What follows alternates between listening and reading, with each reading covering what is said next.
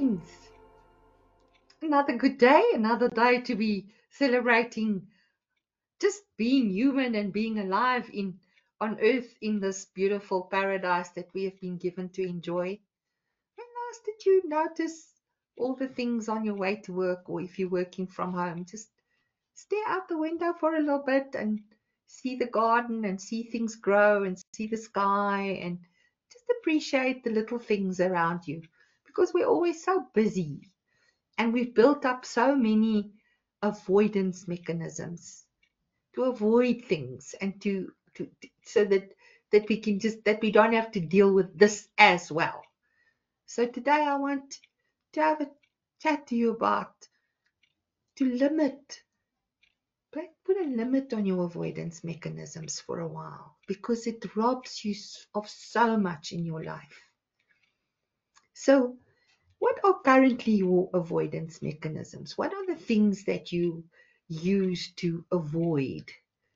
We can use the word procrastinate, we can use the word, we can replace it with any semantics we like, but it's an avoidance. It's how can I avoid dealing with this? And I'm never sitting here in judgment of you, because I teach best what I need to learn most. So these are things that I live and learn and live by myself. That's why I can come and sit and have a few words with you about it. Place a limit on avoidance mechanisms. What are currently your avoidance mechanisms? Running late. Running late is an avoidance mechanism. Why? Because when you're running late, you're putting tremendous pressure on yourself, and it's an avoidance mechanism for you to feel easy and comfortable. So running late is a very big avoidance mechanism for a lot of us. And of course, just avoiding things because you're faffing around and doing this and doing that. And this is not necessary to be done now, but you still do. You're faffing around, doodling, thinking of things, and I didn't see the time, and now I'm running late. See how the avoidance mechanism just stacks.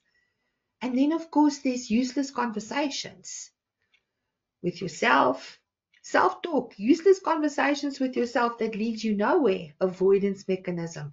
It's avoiding to feel great about yourself. So avoidance mechanisms is useless conversations with yourself, with others, and surfing, the social media to go and have a look at what this one's doing, what that one's saying, and it's an avoidance mechanism to get things done that that needs to get done by the end of this day. And again, when you leave it for last minute, there's all that added pressure. And then, of course, one of the biggest avoidance mechanisms is excuses. Excuses robs you of your potential. The more you make excuses, the more you rob yourself of your own potential. And another big avoidance mechanism is blame. Because when you blame, you avoid being sovereign. You avoid being the one who's calling the shots. You avoid being the one who determines what's going to happen in your life. Dilly-dally with nonsense. A great avoidance mechanism. Nonsense. Dilly-dally with nonsense. Non-essentials. Picking up your phone every 5 minutes. Looking at your phone. No. If you want to be effective, because it's no longer about being efficient. You now need to be effective. Being efficient means that you do things by the book. You do things by the standard operating procedure. No, we're long past that phase in life. You now need to be effective.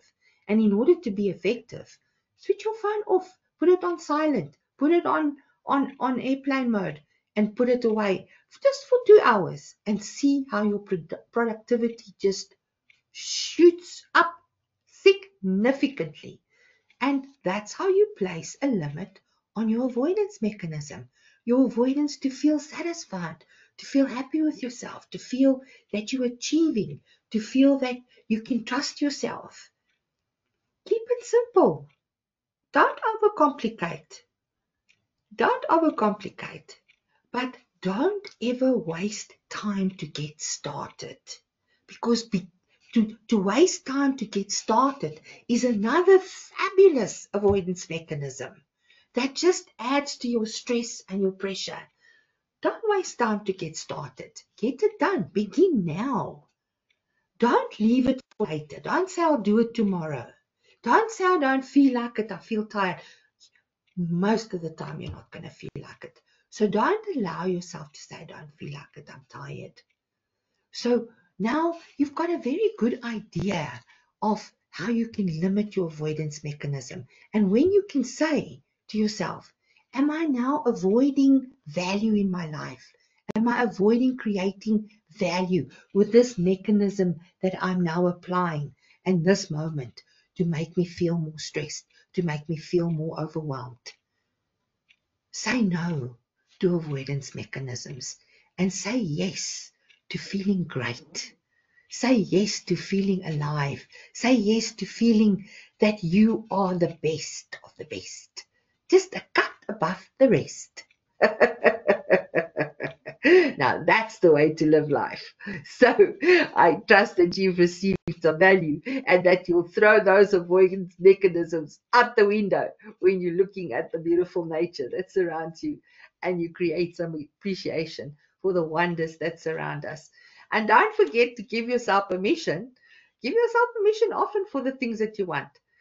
Give yourself permission to be pleasantly surprised when these avoidance mechanisms no longer feature in your life.